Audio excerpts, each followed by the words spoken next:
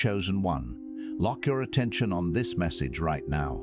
That knot forming in your stomach, the one telling you that something is wrong, that you are falling behind, that the silence means abandonment.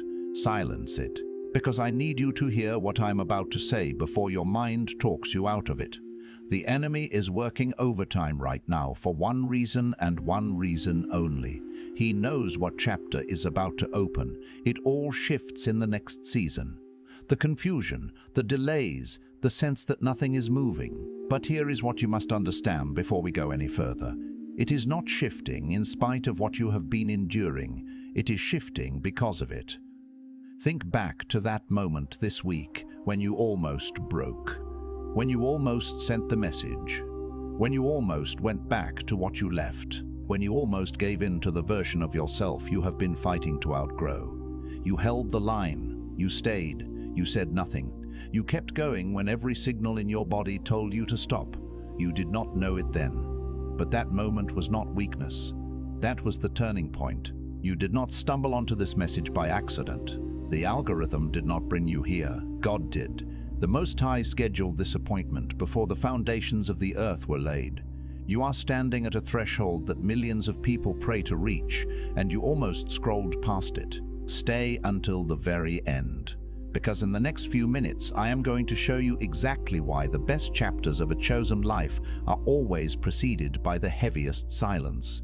I am going to hand you the divine audit that reveals where you have already won battles you thought you were losing. And at the end, I am going to give you a declaration that seals this transition and locks the door on the season that was trying to consume you. Do not click away. Your future self arrived here before you did. They are waiting on the other side of this message, and they are asking you not to leave before the verdict. I know what the last 72 hours have felt like.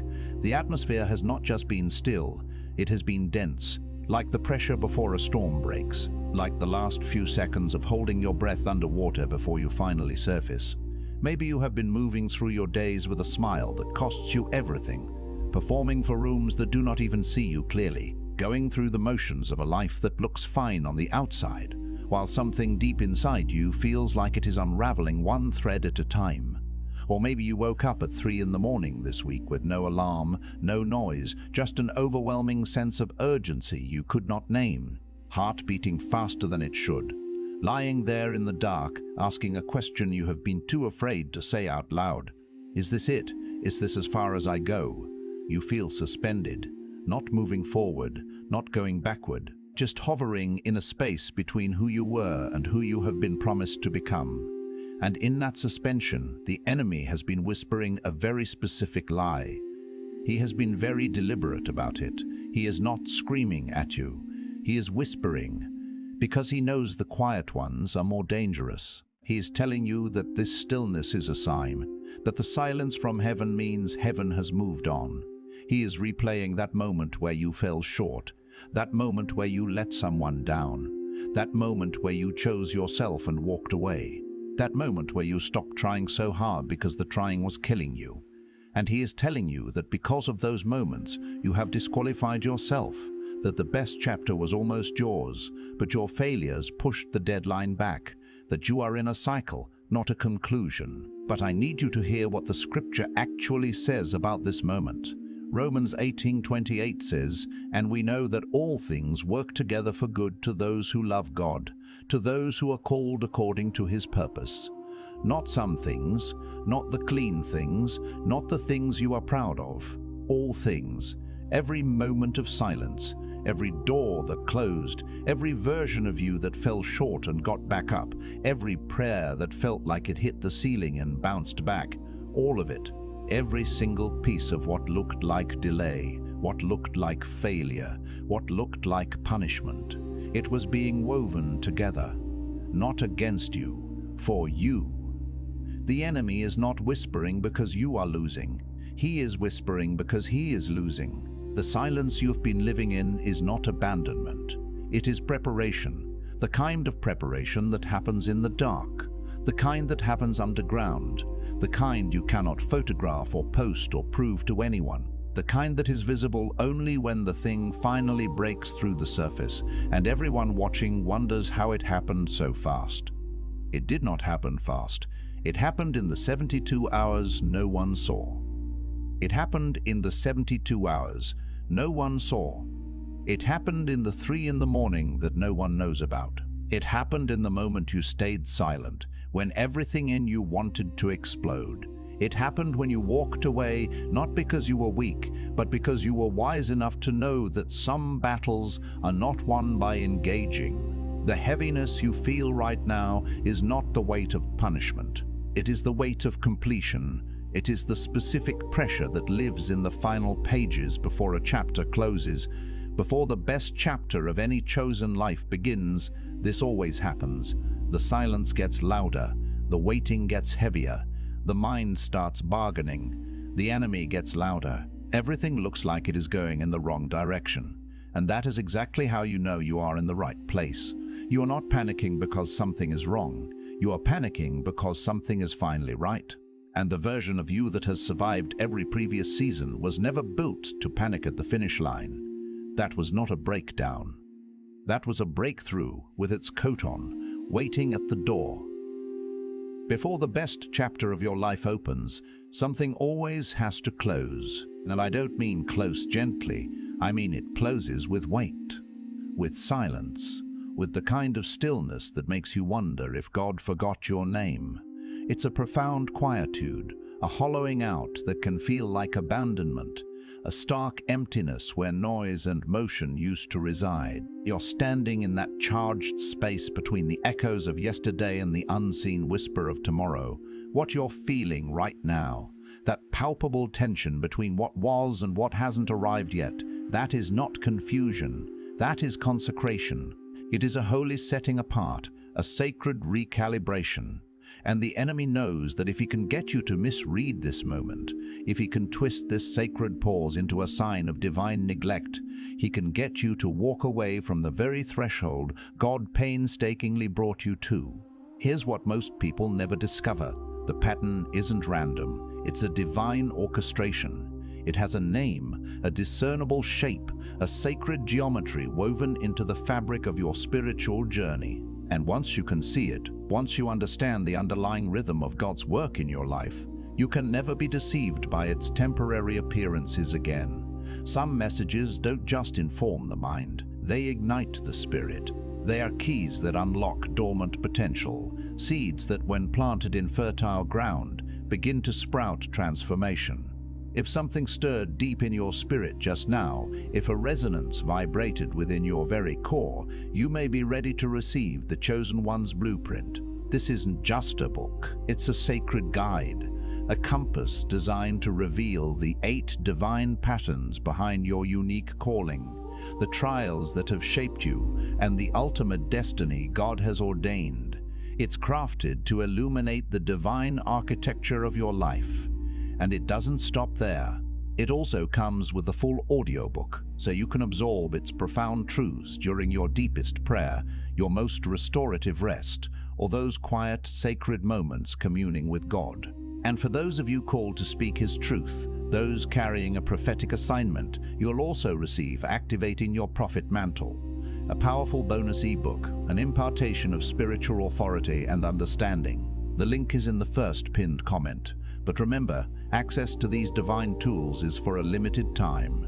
Now let's go deeper into what's actually happening to you. Let's peel back the layers and understand the profound spiritual mechanics at play. The first foundational truth you need to grasp is that what appears to be collapse is, in reality, divine construction. God doesn't build His grandest designs on flimsy surfaces. He builds on bedrock, on foundations meticulously laid. And before He lays that foundation, before He erects the magnificent structure of your destiny, He excavates, He removes. He carefully and sometimes painfully takes out everything that cannot possibly hold the weight of what He's preparing to place there. That stripping you've been experiencing, the relationships that crumbled like ancient ruins, the opportunities that vanished like morning mist, the very version of yourself that no longer fits like ill-fitting armor, that wasn't destruction. That was excavation. The Most High was clearing the ground, preparing the sacred space. And cleared ground in its raw openness feels like profound loss, like an aching void, until you realize it's actually the most potent form of preparation. It is the deliberate clearing of the site for a masterpiece. Consider the profound wisdom embedded in Solomon's inability to build the temple until David, for all his mighty accomplishments, for all his covenantal significance, was taken off the scene. The very man who carried the vision, who conceived the magnificent plan, was not the man chosen to be the architect of its physical fulfillment. And David, in all his unwavering devotion, his deep love for God, had to embrace the humbling truth that the next chapter didn't belong to his reign. It belonged to the legacy he had planted, to the spiritual seeds he had sown. You are living in that profound transitional space. The old version of you, the one that navigated your past, carried you here to this precipice. But that same version, that familiar framework, cannot carry you through the open door into what's next. And releasing it, letting go of that previous iteration, doesn't signify that it was flawed or wrong. It means it was faithful. It served its divine purpose. It brought you to the very edge of your next season, and now, with courage and surrender, it's time to step forward without its familiar embrace. But here's where the truth goes even deeper, and this is the part most people instinctively skip because it's profoundly uncomfortable, because it demands a raw honesty with ourselves. The reason this transition often hurts so much, this season of seeming absence, is not because God has abandoned you. It's because you are still gripping something He has already released. There's a particular version of your story, a specific dream, a set timeline, a cherished relationship, a deeply ingrained expectation that you have been clinging to with all your might, as if it were the promise itself. But beloved, it was never the promise. It was merely the packaging, the beautiful wrapping paper that obscured the true gift. And God is earnestly trying to hand you the actual treasure, the divine inheritance. But your hands are still too full of the discarded wrapping paper, the remnants of what was. What's coming next, what lies just beyond this veil of transition, will likely surprise you. It always does when you're standing at the precipice of a new season, and you finally perceive what has been hiding in plain sight, veiled by the familiarity of the old. The thing that catches most people off guard in this sacred in-between space is how spiritual resistance masterfully disguises itself as profound wisdom. You believe you're being discerning when you hesitate. You convince yourself you're exercising virtuous patience when you withdraw. But if you can summon the courage to be brutally honest with yourself right now, and I implore you, be honest, some of what you've been self-righteously labeling as caution is actually a sophisticated manifestation of fear. And fear, when it operates on a spiritual level, doesn't always show up trembling and obvious. It often appears in a sharp business suit, cloaked in the guise of logic. It speaks with the eloquent voice of experience. It meticulously catalogues your past wounds, whispering insidious questions like, "Remember what happened last time? Are you sure you want to risk that again?" And in doing so, this fear, this counterfeit wisdom, expertly keeps you from stepping into a future that has absolutely nothing to do with the limitations of your past. Job, in his epic story of trial and restoration, understood this profound principle. Not because he was inherently perfect, but because he was tested at the very apex of his calling, at the core of his identity. And that immense test wasn't designed to break him. It was strategically designed to break the confining image that others held of him, including the limiting image he had unconsciously absorbed of himself. Before Job's miraculous restoration, he lost everything that the world, and even he himself, used to define his worth and his standing. And in that vast emptiness, in that terrifying, grief-soaked silence, God didn't offer lengthy explanations. Instead, He offered a divine revelation of Himself. And that profound encounter, that unveiling of God's presence and power, became the unshakable foundation for everything that was subsequently doubled, restored, and returned. Your wilderness experience is not a divine punishment. It is a sacred arena for divine encounter. And what God is revealing within you right now, the truths He is etching onto your very soul, is infinitely more valuable than anything He is preparing to give you or release through you. Stay with me, beloved, Because what comes next is the crucial layer, the divine intervention that has the power to break not just temporary delays, but entire generational cycles. You had been carrying a weight that was never ever yours to carry. I need you to truly hear that, to let it resonate in the deepest chambers of your being. There are burdens resting heavily on your back, invisible yet palpable, that were placed there long before you were old enough to even choose. These are the inherited patterns of your lineage. These are the deep-seated fears passed down through generations. These are the unspoken agreements made in moments of profound pain, agreements that have unconsciously become the governing rules for how you navigate life. Someone in your bloodline, after experiencing a devastating rejection, may have whispered a vow, "I will never trust again." Someone else facing profound failure might have declared, "We are not meant for those spaces, we don't belong in those rooms." Someone, in a moment of spiritual wrestling, may have concluded, "He takes more than he ever gives." And these agreements, often unspoken, rarely examined, have become the invisible, suffocating ceiling above your head, not because you are inherently weak, but because you inherited them before you possessed the capacity to question them. But this, beloved, this very moment is the turning point where those cycles must end. Not tomorrow, not next week, now. Because the instant you can name it, the moment you can identify the pattern, you possess divine authority over it. And naming it does not require you to place blame, it simply requires you to see it with piercing clarity. The prophet Jeremiah, a monumental figure in Scripture, was appointed before he was even formed in his mother's womb. Before he drew a single breath, his divine assignment was already sealed in the eternal courts. Yet, Jeremiah's initial response was not immediate faith. It was a cascade of self-doubt, deeply rooted in a family identity that whispered limitations. He was too young, too small, too utterly inadequate for such a monumental task. And God, in his infinite wisdom, did not engage in debate or argument with Jeremiah's perceived inadequacies. He simply declared, "I did not ask what you think you are. I have told you what I have made you to be. Your self-perception, however flawed, does not possess the power to override your divine assignment, but it can most certainly delay it, and undeniably, it has been delaying it." And this leads us to a truth that cuts even deeper, a revelation that requires a profound confrontation with our inner landscape. There is a voice you have been listening to, a persistent whisper that sounds remarkably like profound humility, but is, in reality, sophisticated self-sabotage dressed in the most convincing spiritual language. Phrases like, "I'm just waiting on God," or "I'm not ready yet," or "I don't want to get ahead of his timing." These statements, when they genuinely spring from a place of true surrender and humble waiting, are indeed holy and sacred. But when they are employed as a shield, as a subtle yet powerful mechanism to avoid the terrifying vulnerability of actually moving forward, they transform into the most insidious and sophisticated form of disobedience. Because, beloved, God has already spoken, and what you are artfully framing as virtuous patience is, in truth, spiritual paralysis.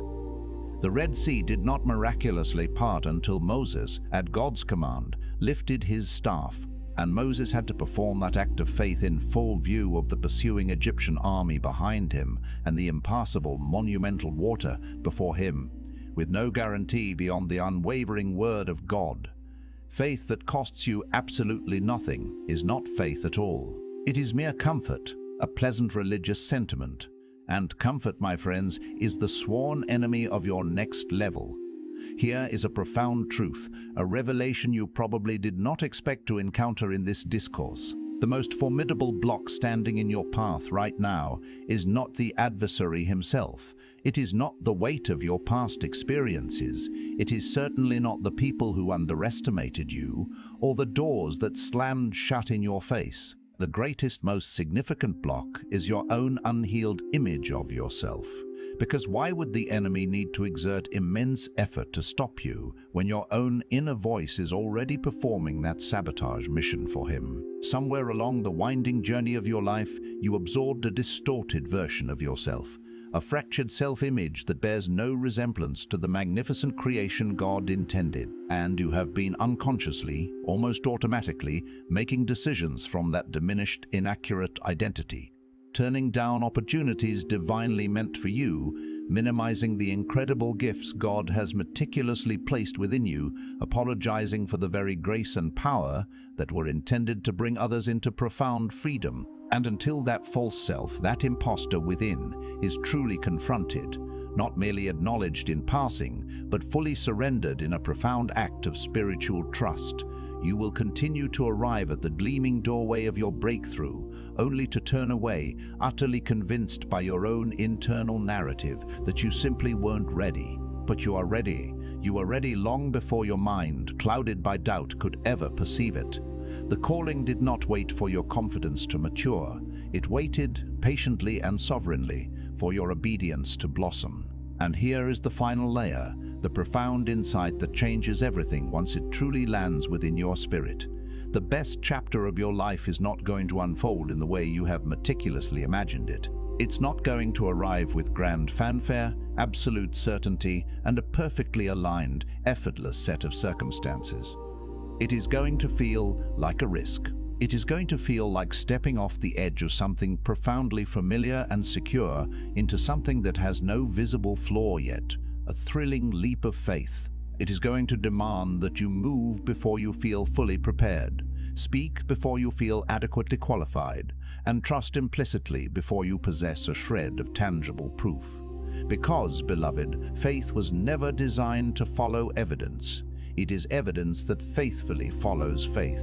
The life you have been ardently praying for is not waiting for you on the other side of perfect conditions. It is waiting for you on the other side of the very next obedient step that you have been too afraid to take.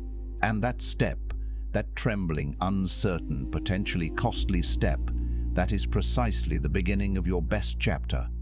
Some messages don't just inform, they activate. If something stirred deep in your spirit just now, you may be ready to receive the Chosen One's blueprint. This sacred guide reveals the 8 divine patterns behind your calling, your suffering, and your destiny. It also comes with the full audiobook, so you can absorb it during prayer, rest, or quiet moments with God. And for those called to speak His truth, you'll also receive Activating Your Prophet Mantle, a powerful bonus ebook for those carrying a prophetic assignment. The link is in the first pinned comment, but only for a limited time. Place your hand on your heart and declare this with me, allowing the truth to settle deep within your soul. I release every weight that was never mine to carry, every ancestral burden and limiting belief. I release every label placed on me by people who could not see what heaven sees, who projected their own limitations onto my potential. I break agreement with every lie I have believed about who I am and what I truly deserve, severing the cords of deception. I am not behind. I am precisely where God needs me to be. I am not forgotten. My name is etched on His palm. I am not disqualified. His grace is my qualification. I am in the midst of the most pivotal and transformative transition of my life, and I will not succumb to panic, and I will not retreat into the shadows of fear. I open my hands, palms turned upward, to receive the abundance that God has already prepared. I open my heart, vulnerable and receptive, to embrace the powerful, radiant version of myself that heaven has always known. I step forward now, not because I possess all the answers, but because the one who sovereignly called me does. My best chapter is not merely coming. It is here now, unfolding in this very moment, and I walk into it, fully present, faithfully obedient, and without apology.